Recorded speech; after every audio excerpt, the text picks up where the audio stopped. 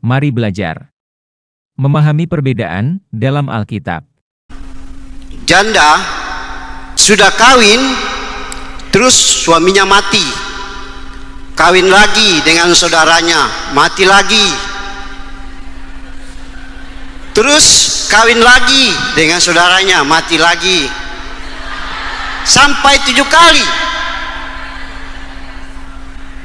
Kalau di dalam Kristus, siapakah yang disebut atau dinamakan, siapakah yang mengawini, siapakah yang sebagai istri yang sah ke-7 orang laki-laki itu, padahal sudah 7 kali nikah?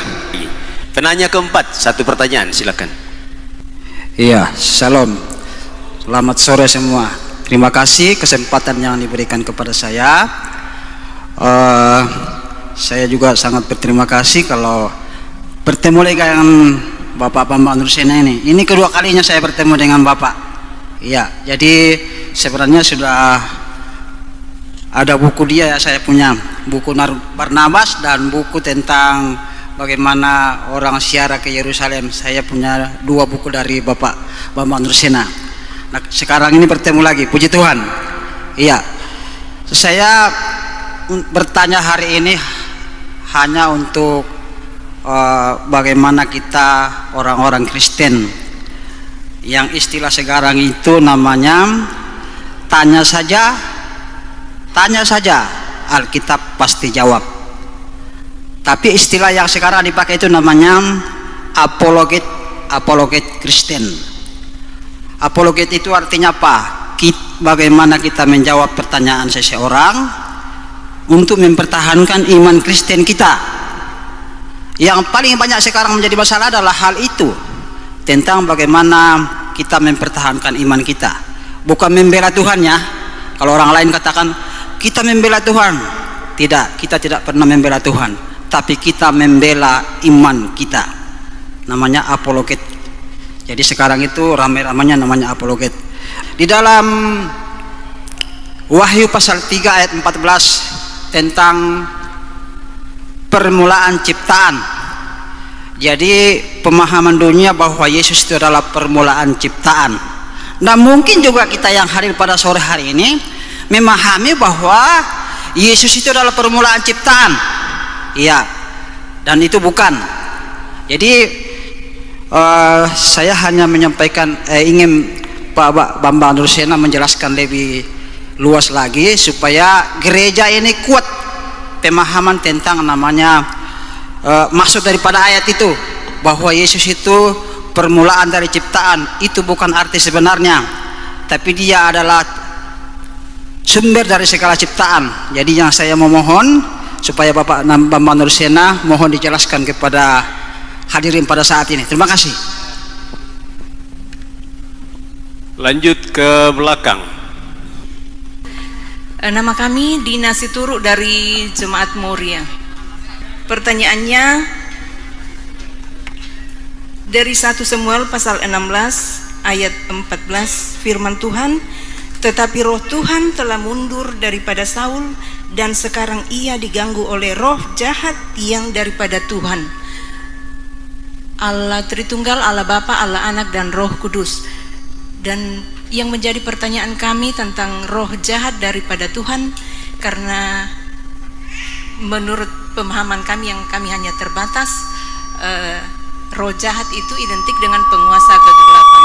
Terima kasih Pak. Kemudian apa ini? Siapa istri yang sah di surga itu sesungguhnya sudah pernah dibahas oleh Yesus ketika perumpamaan orang Saduki kan. Jadi di antara sekte-sekte Yahudi di abad pertama itu, kata Yosefus ini ahli sejarah Yahudi yang menulis kira-kira tahun 90 Masehi. Pertama, sekte Saduki. Saduki itu adalah penguasa bait suci, penguasa institusi bait Allah. Aset-aset ekonominya bait suci itu dikuasai Saduki. Lawannya adalah kelompok Parisi. Parisi itu tidak beruntung, makanya dia sibuk meyahudikan orang-orang Edom. Salah satu yang berhasil diyahudikan itu adalah Antipater, bapaknya Herodes Agung. Padahal Antipater itu bukan orang Yahudi, dia orang Edom. Edom itu termasuk keturunan Esau, itu suku Arab. Ibunya dari Nabation, Nabation ini keturunan Nebayot, putranya Ismail. Jadi sebetulnya Herodes Agung itu orang Arab, tapi beragama Yahudi karena misi orang Parisi ini. Makanya begitu ketakutan dia mendengar berita orang Majus, seorang raja Yahudi telah lahir, gitu. Karena dia bukan Yahudi, diangkat oleh Roma penjajah sebagai penguasa di wilayah Yahudi. Untuk mengambil hati orang Yahudi, dia bangun bait suci, diperluas luar biasa agungnya itu. Nah, kemudian itu Parisi, tapi Parisi itu menguasai masa rakyat banyak. Dia disebut penafsir Taurat. Kalau orang Parisi itu apa? Tafsirannya terhadap Taurat tafsiran harafiah. Dia hanya letter lah. Misalnya contohnya, orang Saduki tidak percaya yang tidak tertulis, tapi Parisi percaya yang tertulis dan yang tersirat. Contohnya soal persembahan apa ini? Ukupan ya, ukupan itu sudah sama kalau ukupan ya, itu dari dupa. Tapi ada yang namanya korban curahan. Korban curahan itu kalau dalam kitab Taurat yang tertulis kan hanya minyak, tidak ada korban curahan air. Tapi karena pengalaman orang Israel pada waktu Eksodus, itu kan pernah orang Israel bersungut-sungut karena Musa ini membawa kita ke padang gurun, nggak ada kehidupan, nggak ada makanan enak. Lalu dipukulkanlah tongkatnya atas utusan Tuhan, atas perintah Tuhan. Lalu keluarlah air. Peristiwa Masa dan Meribah itulah yang diperingati dengan korban pencurahan air oleh orang Parisi. Lah Saduki nggak setuju, nggak ada perintah itu, nggak tercatat. Kan orang Saduki itu sola scriptura itu, kalau nggak tercatat ya tidak boleh. Tapi orang Parisi itu mirip Katolik, mirip Ortodok, ya memang tidak tercatat, tapi kan tersirat. Wong bangsa kita pernah mengalami kok. Buktinya ketika kita bersungut-sungut sampai yang namanya Eksodus tertunda 40 tahun coba. Maka ketika waktu itu orang Saduki bertugas jadi imam besar, ya kan? Dia ini harus mewakili imam besar baik untuk kelompoknya sendiri Saduki maupun untuk kelompok yang kontra yaitu Parisi. Dia harus mengambil air dari kolam Siloam, dibawa ke atas. Lah ketika dibawa ke atas kemudian masa umat ini semua berebut air berkat yang dicurahkan dari atas itu. Upacara itu dilakukan pada hari terakhir Pondok Daun, namanya Nisuk Hamayim. Upacara pencurahan air itu memperingati peristiwa Meribah tadi. Lah ketika imam besar Saduki itu melaksanakan tugas hanya seperti profesi aja. Kadang-kadang karena dia tidak meyakini dengan segenap hati seperti orang Parisi, maka air yang banyak tadi kadang-kadang ditendang sama dia supaya cepat selesai tugasnya. Itu dicatat oleh catatan sejarah. Nah, ketika ditendang itu kan kemudian ketahuan orang Parisi. Lah itu terjadilah pemberontakan Parisi. Rame lagi, ketika rame Roma datang melerai mereka. Itu catatan-catatan sejarah lengkap seperti itu. Nah, catatan Injil ketika orang-orang pada berebut cipratan air berkat Nisuk Hamayim yang memperingati peristiwa Meribah tadi, Yesus datang di tengah-tengah mereka dan mengatakan, barang siapa haus hendaklah ia datang kepadaku dan minum. Itu konteksnya upacara Parisi itu. Jadi kalau Saduki itu nggak diterima karena Saduki itu kelompok ruling class, kelompok yang mapan, maka sampai dia tidak percaya kebangkitan orang mati. Kenapa? Ya seperti pencurahan air tadi, kan tidak ada tertulis curahkanlah air, itu kan nggak ada. Yang ada curahkan minyak, air nggak ada. Maka dalam konteks kebangkitan orang mati juga begitu.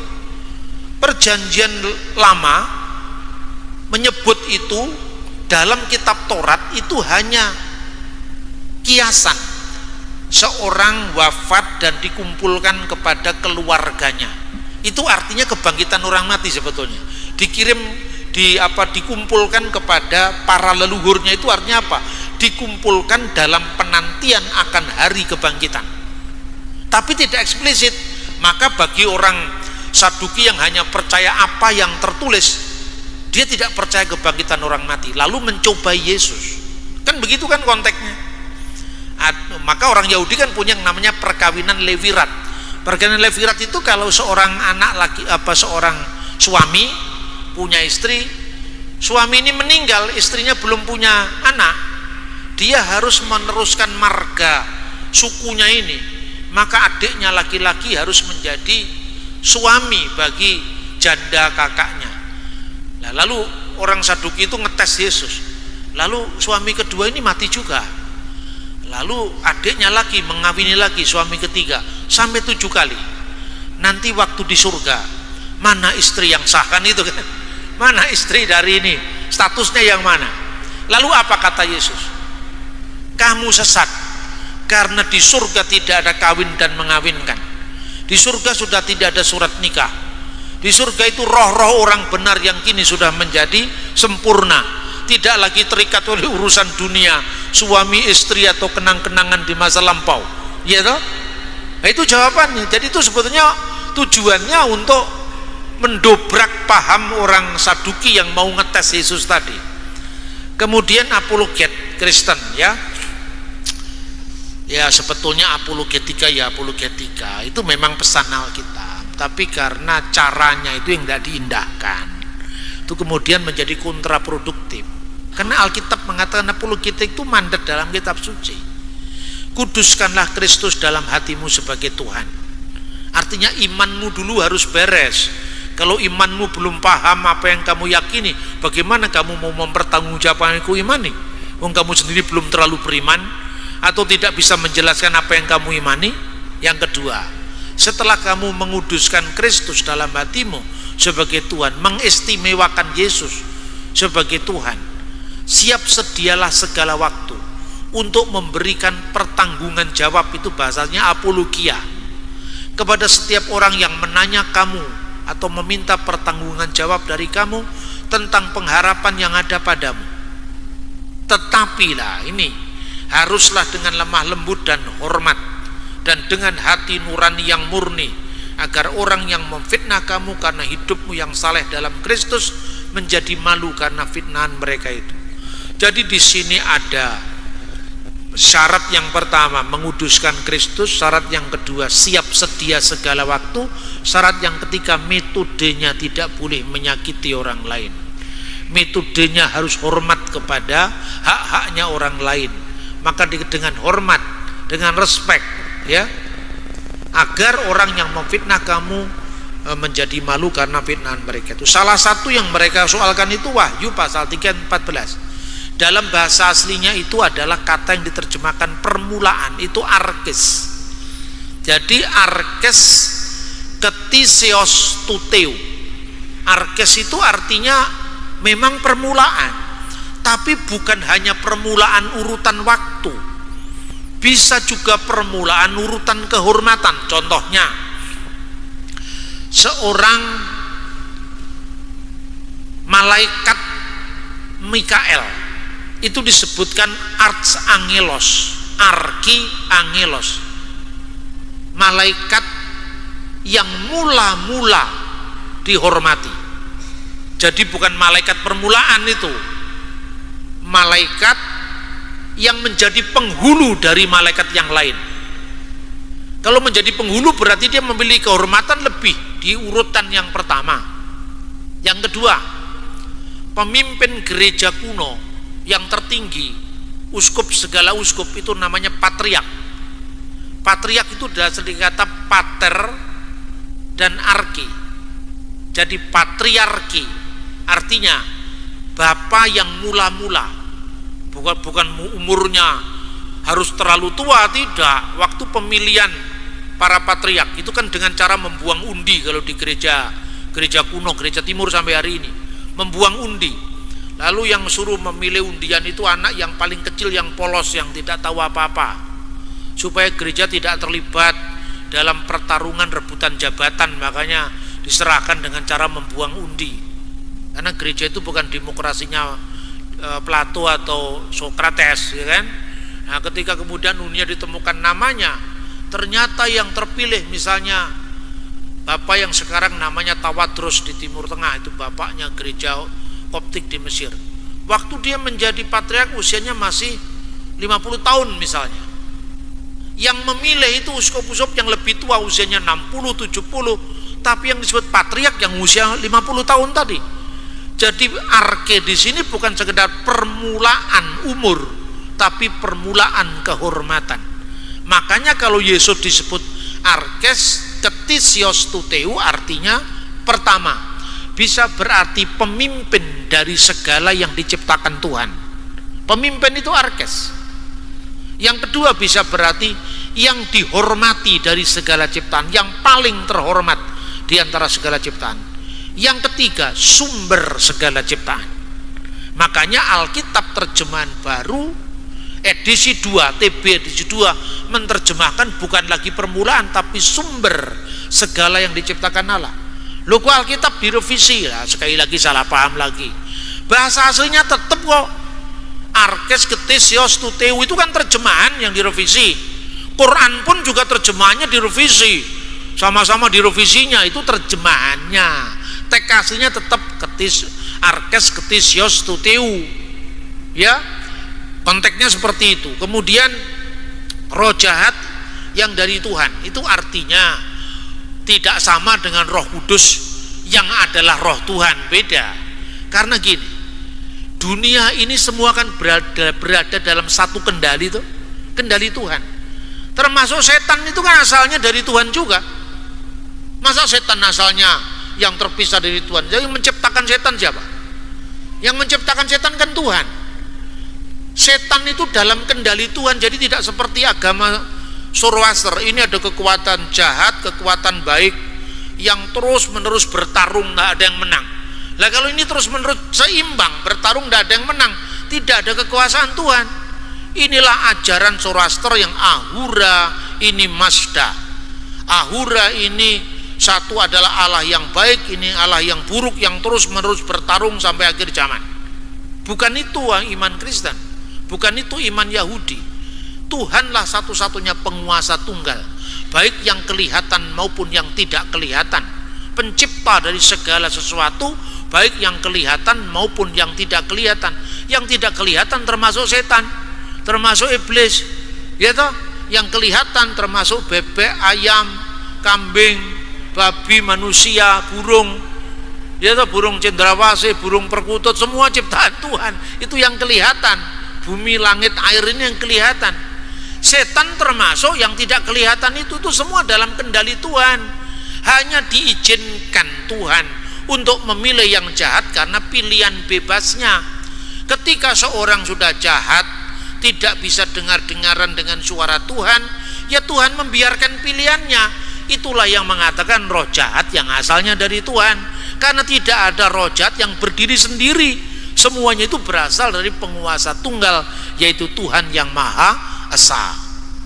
Sebetulnya Maryam atau Maria, kalau Bapak Ibu membaca Alkitab bahasa Indonesia itu Maria, tapi kalau Anda membaca Alkitab bahasa Arab Maryam juga, ya toh? Kalau Anda membaca Alkitab bahasa Ibrani Miriam, membaca Alkitab bahasa Arab Maryam. Kalau Anda membaca Alkitab terjemahan lama bahasa Indonesia juga Maryam. Jadi itu hanya sekedar nama. Tapi kalau kisahnya itu tentu beda. Karena sumber kisah tentang Maryam yang bersaudara dengan Harun dan Musa itu asalnya dari abad keempat. Itu namanya kepercayaan Nasrani Mandayan. Bukunya ini judulnya adalah Haran Gawaita. Itu kitab sucinya kelompok sesat namanya Nasrani Mandayan. Itu dari abad keempat. Nah, itulah disebutkan bahwa Miriam itu masih keluarga Amram. Amram itu yang diarabkan jadi Imron. Itu tidak ada kaitannya dengan Bunda Maria dalam Alkitab. Jadi tentu itu berbeda. Itu asalnya dari abad keempat. Ya, abad keempat itu dari sekte Nasrani Mandayan. Itu tidak ada kaitannya dengan Bunda Maria ibunya Yesus. Karena ibunya Yesus itu asalnya dari keturunan Raja Daud, dari Yehuda. Meskipun ya ibunya berasal juga berkerabat dengan Elizabeth, yaitu dari keturunan Lewi, tetapi pencatatan silsilah dalam budaya Yahudi selalu dari silsilah bapaknya, maka disebut sebagai keturunan Daud. Karena itu maka Maria dalam perjanjian baru, ibunya Yesus, entah disebut Miriam, entah disebut Maria, entah disebut Mary, entah disebut Madonna, yaitu orang yang sama kalau kisahnya sama. Tapi kalau kisahnya berbeda, dilacak asal usul kisah itu dari mana, ya. Saya kira itu. Soal bahasa mesti dibedakan dengan teologinya. Termasuk Isa itu tergantung siapa yang memuat. Kalau yang dimuat itu hanya soal istilah, itu asalnya dari bahasa Aramaik. Karena bahasa Aramaik itu misalnya huruf Yod dalam bahasa Ibrani seringkali tertukar dengan huruf Alef atau Hamzah. Misalnya Yese, bapaknya Daud, bahasa Ibrani. Kenapa jadi bahasa Indonesia Isai? Ayo sekarang. Yese jadi Isai. Maka Yesua dalam bahasa Arab menjadi Isua, dan huruf O panjang dengan huruf hidup Waf itu kadang-kadang dibaca alif panjang, maka Shalom menjadi salam, Shalom alaikum menjadi assalamu alaikum. Maka Yesua, Isua menjadi Isa. Yesua Hamasiah bahasa Ibrani menjadi bahasa Aramaik Isua Mesiha menjadi Isa Al-Masih bahasa Arab. Itu artinya sama saja secara bahasa, tapi kisahnya tidak sama, ya tidak sama. Kalau yang satunya lahir di bawah pohon kurma beda dengan di Palungan, yaitu beda, tapi namanya jangan dipersoalkan. Sebab apa? Anda membaca misalnya Alkitab bahasa Melayu tahun 1800-an, itu Alkitab yang dibaca Thomas Matulesi Patimura di Saparua. Sebelum dia melawan Belanda itu kan terbuka Mazmur, maka itulah yang membuat inspirasi Thomas Matulesi melawan Belanda. Coba Alkitab bahasa yang dibaca Patimura itu apa? Terjemahan Leidecker 1733. Judulnya Perjanjian Baru. Perjanjian Baru yaitu Injil dari Tuhan kita Isa Al-Masih. Ya, di situ disebut Isa Al-Masih. Makanya orang Ambon itu opa-opa kita kalau menyebut tuang Allah, tuang Isa, tete manis itu tuang Isa, itu hanya Tuhan Isa, tidak usah dipersoalkan. Kasihan gereja Isa Al-Masih. Terus saya tanya, jangan persoalkan bahasanya, tapi persoalkan teologinya. Kamu pilih gereja Isa Al-Masih, anggota PGI yang termasuk tua itu jadi anggota PGI sudah di bawah tahun 60-an itu, gereja Isa Al-Masih, sinodenya di Semarang, ya. Atau gereja Yesus Kristus dari orang-orang suci zaman akhir, Anda pilih mana sekarang? Ya pilih gereja Isa Al-Masih. Lah iya, makanya jangan dipersoalkan namanya, isinya yang dipersoalkan. Isa itu hanya sekedar nama, itu hasil fonetik koresponden. Gereja Isa Al-Masih itu anggota PGI, percaya pada Allah Tritunggal, percaya pada Yesus Kristus sebagai Tuhan dan Juru Selamat, semuanya sama dengan kepercayaan gereja Toraja, gereja GBI, gereja GPIB sama, gereja Katolik sama. Tapi kalau gereja Yesus Kristus dari orang-orang suci zaman akhir itu gereja Mormon, nabi terakhirnya Joseph Smith dari Amerika. Ayo pilih yang mana sekarang? Gereja Yesus Kristus dari orang-orang suci Mormon atau gereja Isa Al-Masih anggota PGI? Ya pilih gereja Isa Al-Masih, Pak. Ya sudah, tidak usah dipersoalkan, itu hanya istilah.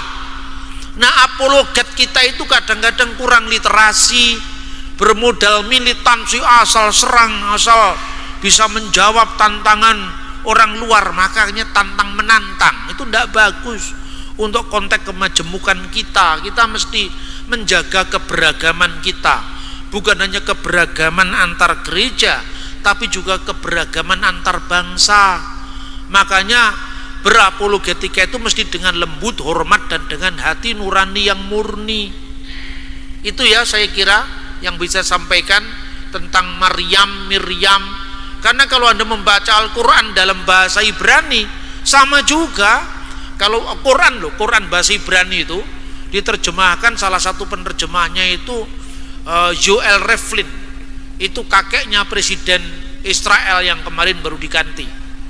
Ha-Quran Hamifwar, Bismillahirrahmanirrahim, diterjemahkan dalam bahasa Ibrani Beshem Elohim Harrahman Viharahum.